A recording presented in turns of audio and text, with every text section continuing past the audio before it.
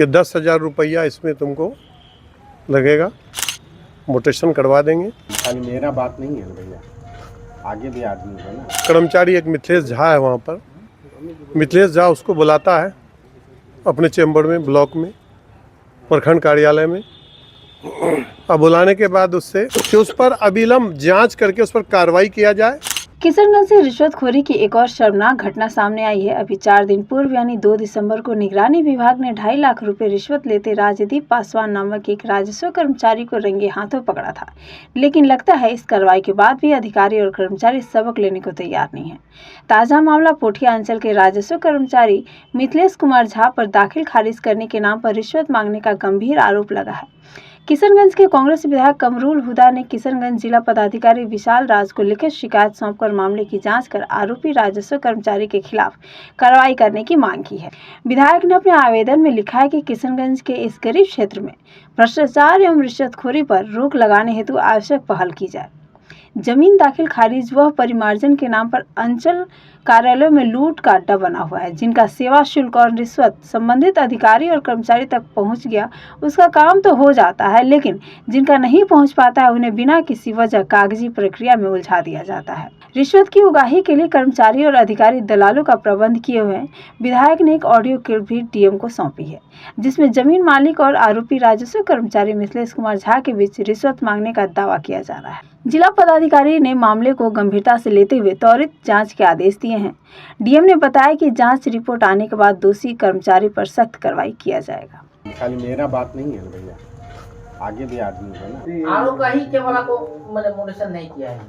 आरो साहब खरीदे यहाँ जमीन आरो साहब कहीं के वाला काम नहीं किया। कुछ हिसाब से बोलिए ना सर, काम बन जाएगा। अभी आपके वहीं पे वो लिया है फर्म 7 कट्ठा तो भी जमीन एक डिसमिल कुछ कड़ी लिया है। प्लॉट के हिसाब से ना काम करिएगा। कितना बताया आपको? 10 बता रहा है। कर दीजिए, क्या बताइए। आप बोलिए ना सर। का बात नहीं, एक आध कम करके कर दीजिए और क्या कर। 1000 कैसे? ये 1 बीघा भी नहीं है उसमें, 1 बीघा 6.5 कट्ठा भी नहीं हो रहा है। सब समझ रहे, जगह जगह का वैल्यू होता है कि जमीन का। अब मान लीजिए कि सब कौन सा उसमें तो झकझोर है ही नहीं है, वो पूरा ऑनलाइन। ठीक है, तब तो कर दिए आप, जाइए। ये वाला दिए तो जाइए। कैसे कैसे अब जब सब बात आप ही कहिएगा, सब नियम कानून आप ही पढ़ाइएगा तो हो जाएगा। कुछ तो अपने हिसाब से आ रहा है। बोला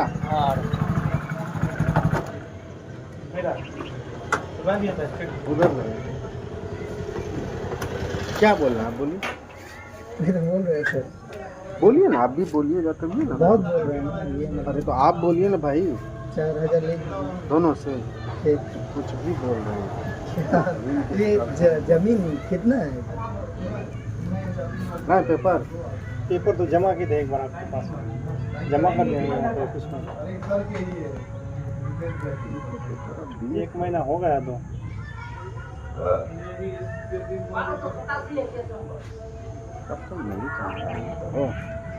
ये जमा हम ही को दिए थे आप? हाँ, आपको ही देखे, बैठ के थे। एक बार हम घर पे गए थे आपका जांच में। उससे बहुत दिन पहले दे दिए थे। हम क्या बोले थे? आप बोले थे कि आपके पास 2 बार कॉल जाएगा पेपर जमा करने के। आप बोले थे कि 2 बार कॉल जाएगा। रिजेक्ट बोल रहा है। वो भी था तो टिंकू रिपोर्ट कर देना होगा ना। रख देते हैं आपके पास। साइन हो गया ना? बोलिए ना सर।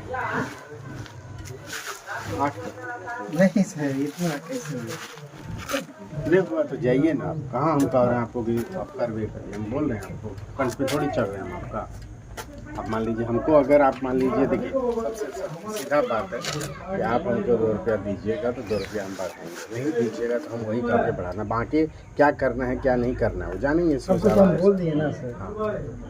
एक हिसाब से बोलिए, कुछ भी बोलिए। हिसाब से तो बोले इतना बोलेगा तो 7 कट्ठा भी नहीं हो रहा, 6.5 कट्ठा जमीन हो रहा है जमीन सर। का अति प्यार है, जमीन का वैल्यू होता है। वो भी जमीन का, वो भी पूरा ऑफलाइन नहीं है, ऑनलाइन है, जगह वही बाप का है। वो भी हम ऑफलाइन लोग होता इसमें तब तो लिए आपका हैं। ऑनलाइन ही नहीं होता ना, तब तो मोटेशन के लिए आपका ऑनलाइन होता ही नहीं। वो तो हम भी समझ रहे हैं, वो आप हमको समझाइए। इसमें तब कुछ हम थोड़े ये नहीं से- है, झड़झोड़ है ही नहीं है, पूरा एकदम चकाचक जमीन है। हम लोग वो सब जमीन लेते ही नहीं, लचर फचर वाला। और बाप का जमीन है, इसमें क्या होगा? तो ये बाप हम लोग को रजिस्ट्री करके दिया, फिर मैं भाई को रजिस्ट्री करके दे रहा हूँ। क्या हुआ है? चलो ना एक करके टाइट कर दो। कर दीजिए सर। कर देंगे हम, जाइए ना। ऐसे बोलेंगे तो पहले ही हो जाएगा। हम लोग रहते नहीं है, पहली बात। वो तारुल कहाँ रहते हैं? मुंबई में ना? हम लोग सब मुंबई में रहते हैं। उनसे तो एक बार बात हुआ था। वोटिंग की वजह से आया हूँ। वो कहाँ है अभी?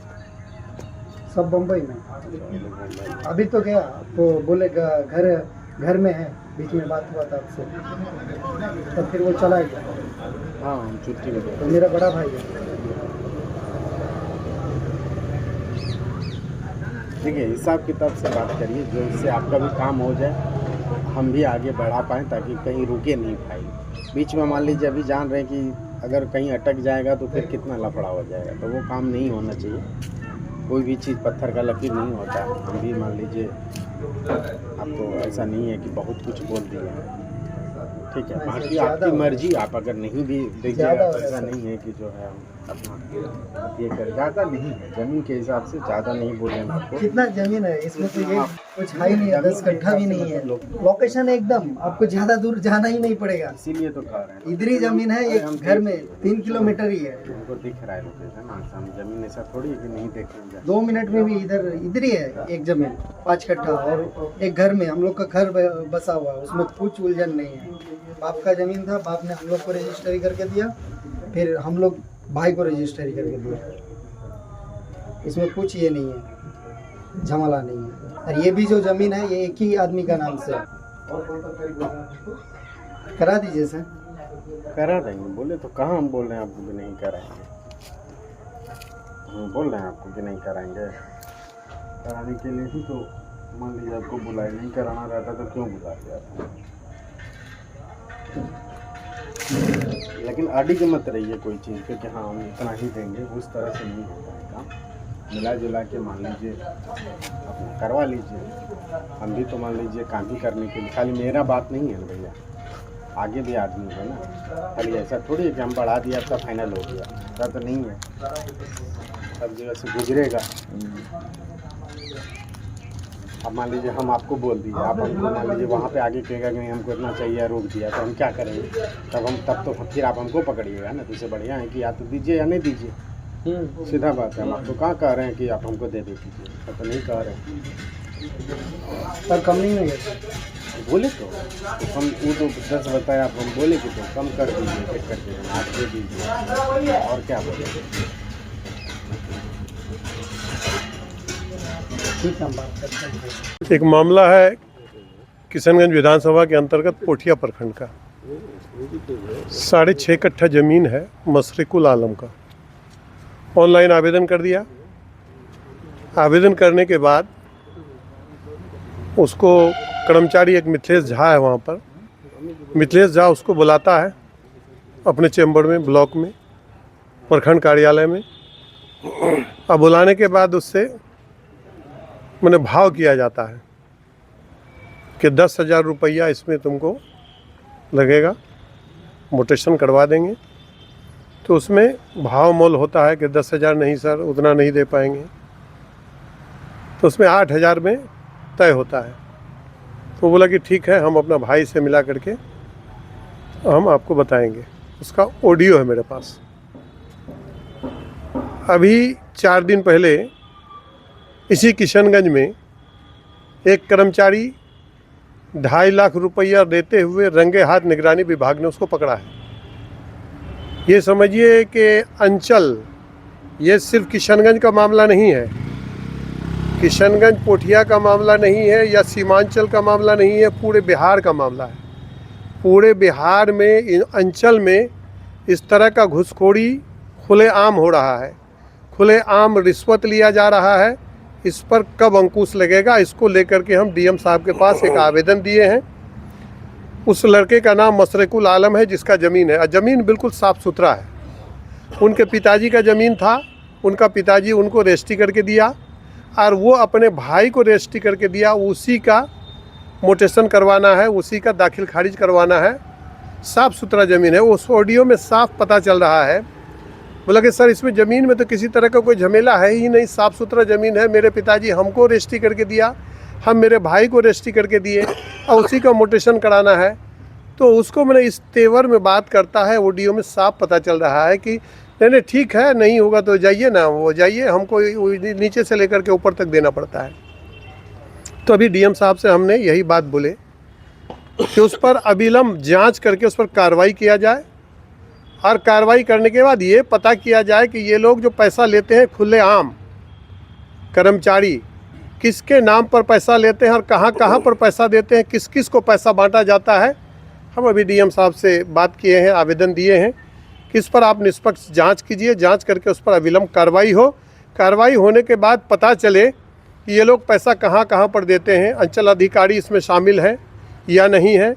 और ये लोग, अगर मेरा कहने का मतलब है कि ये कर्मचारी अगर खुलेआम इस तरह का रिश्वत मांग रहा है, रिश्वत घूस मांग रहा है, तो समझिए कि बिल्कुल बिना ऊपर के पदाधिकारी का संलिप्तता नहीं रहे हुए ऐसा कर्मचारी कर ही नहीं सकता है। इसमें आरओ सबसे पहली बात है कि जब ऑनलाइन किया जाता है तो 14 दिन तक ये कर्मचारी के पोर्टल पर रहता है, और कर्मचारी का पोर्टल से निकल करके वो पैसा लेकर के, रिश्वत लेकर के आरओ को भेजता है। वो आरओ बुला करके उससे रिश्वत लेता है। उसके बाद वहाँ से अंचल अधिकारी के पोर्टल पर जाता है। उसके बाद उनका फाइनली दस्तखत होता है, उनका समझिए कि मोटेशन और दाखिल खारिज होता है। ये 3 जगह से 3 प्रक्रिया से गुजरना पड़ता है।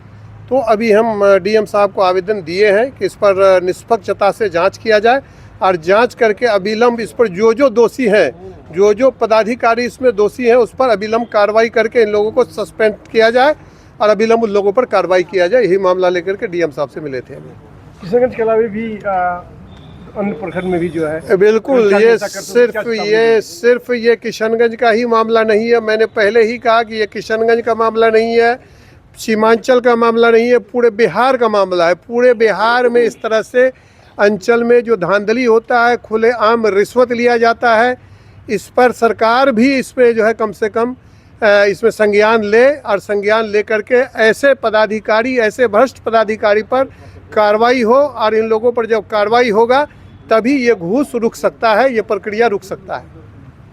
कर्मचारी के हाँ, अभी जस्ट हम लोगों को, अभी थोड़ी देर पहले ही हम लोगों को इससे संबंधित प्राप्त हुआ है, हम लोगों को फैक्ट से प्राप्त हुआ है, और हम लोग उसको जांच कराने के बाद फैक्ट्स को बस वेरीफाई करा लेंगे, और उसके बाद अगर पता चलता है उसमें कि गड़बड़ी है इस तरह की, तो उसमें त्वरित कार्रवाई भी होगी।